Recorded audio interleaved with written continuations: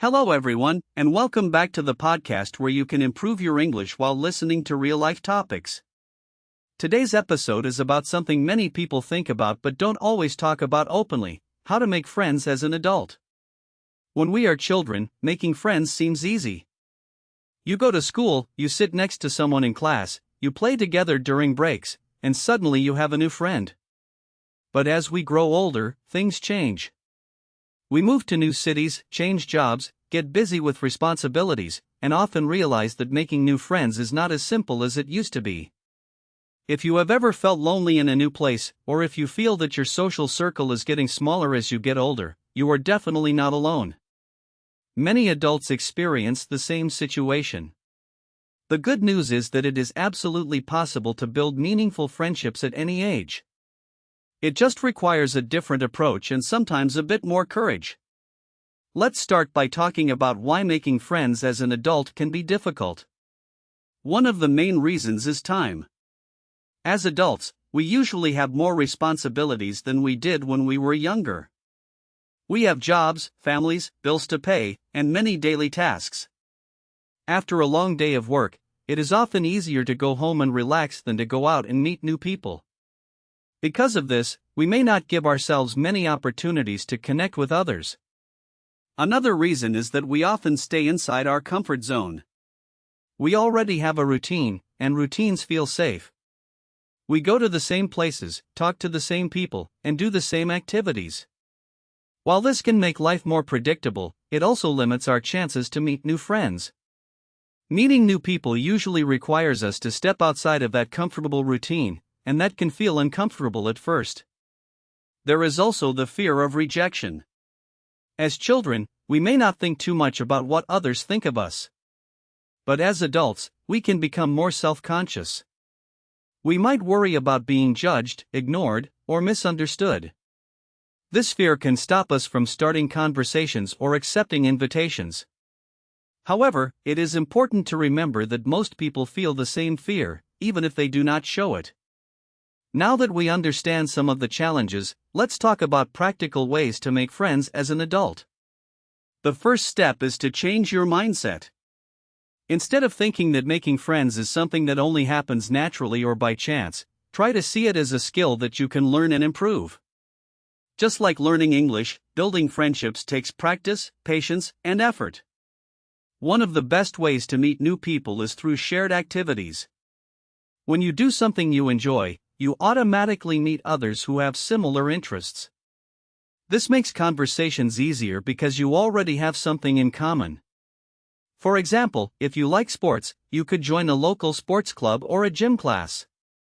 If you enjoy reading, you might look for a book club. If you are learning English, you could join a language exchange group where people meet to practice speaking together. Work is another place where many adult friendships begin. You already spend a large part of your day with your colleagues, so it makes sense to build connections there. This does not mean you need to become best friends with everyone at work, but small actions can help you create stronger relationships.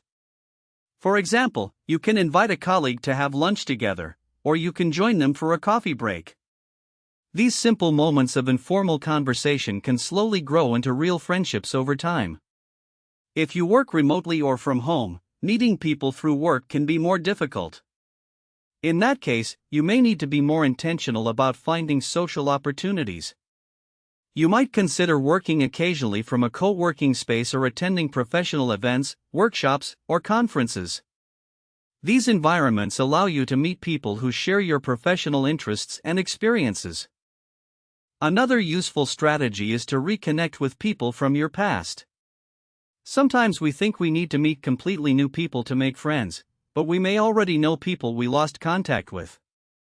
Perhaps you had a classmate, a former colleague, or a neighbor you liked but stopped talking to after moving or changing jobs. Sending a simple message like "Hi, I was thinking about you recently.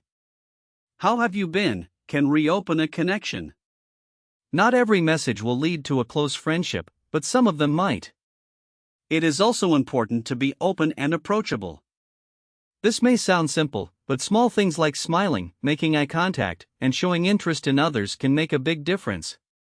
People are more likely to start a conversation with someone who seems friendly and relaxed. If you look very serious or always keep your headphones on, others might think you do not want to talk, even if that is not true. When you do start conversations, try to ask open-ended questions. Instead of asking questions that can be answered with just yes or no, ask questions that invite the other person to share more. For example, instead of asking, "Do you like your job?" you could ask, "What do you enjoy most about your job?" This gives the other person a chance to talk more, and it also helps you learn about their interests and personality. Listening is just as important as speaking. Many people think that to be interesting, they need to talk a lot, but in reality, being a good listener is one of the best ways to build strong relationships. When someone feels heard and understood, they are more likely to feel comfortable around you. Try to really pay attention to what the other person is saying instead of thinking about what you will say next. Another key point is consistency.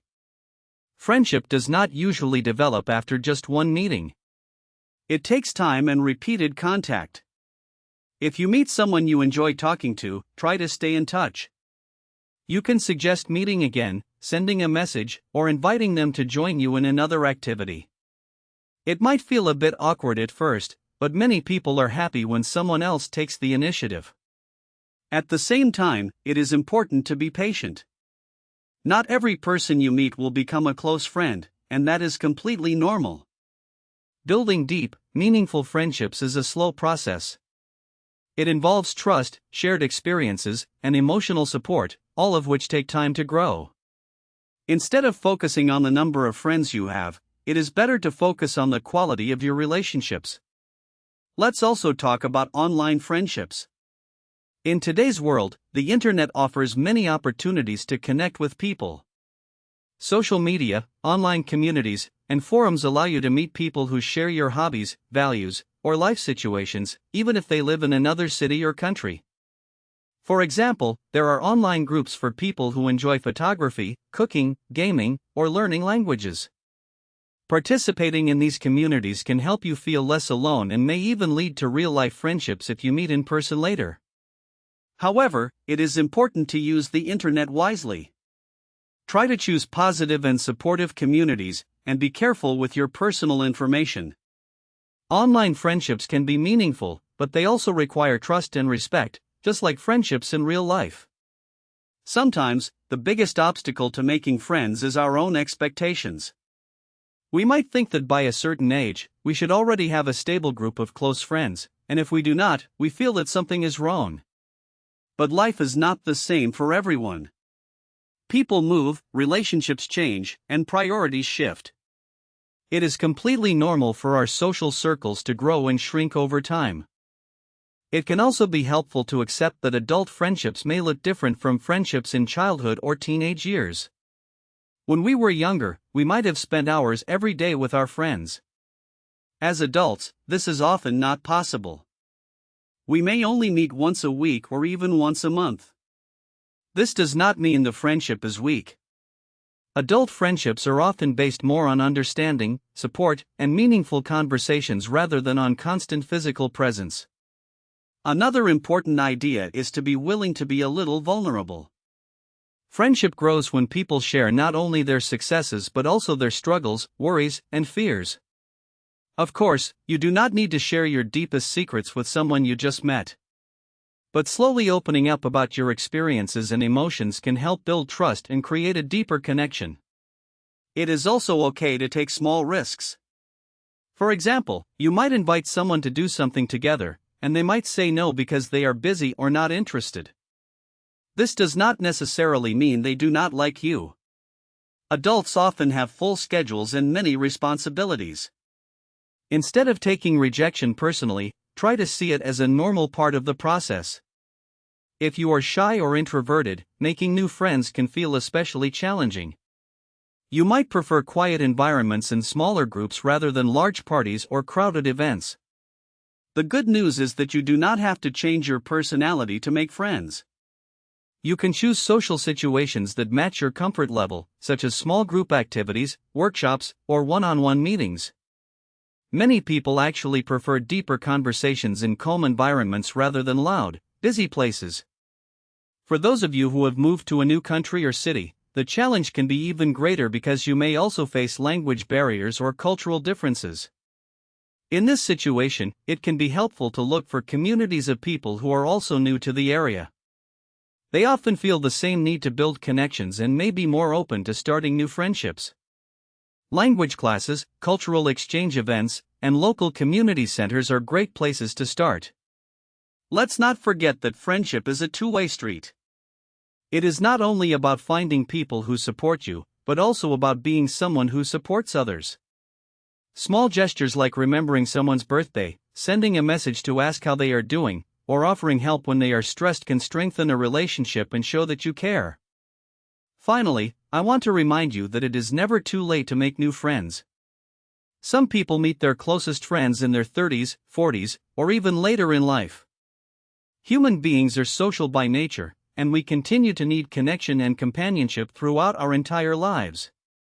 If you are currently feeling isolated or disconnected, try to take one small step this week. Maybe you can start a conversation with a colleague, join an online group, or sign up for a class or activity you have been curious about.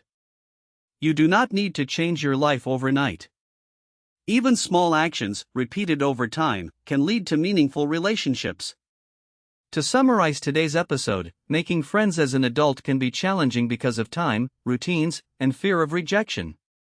However, by changing your mindset, putting yourself in social situations, being open and approachable, and staying patient, you can create new and meaningful friendships.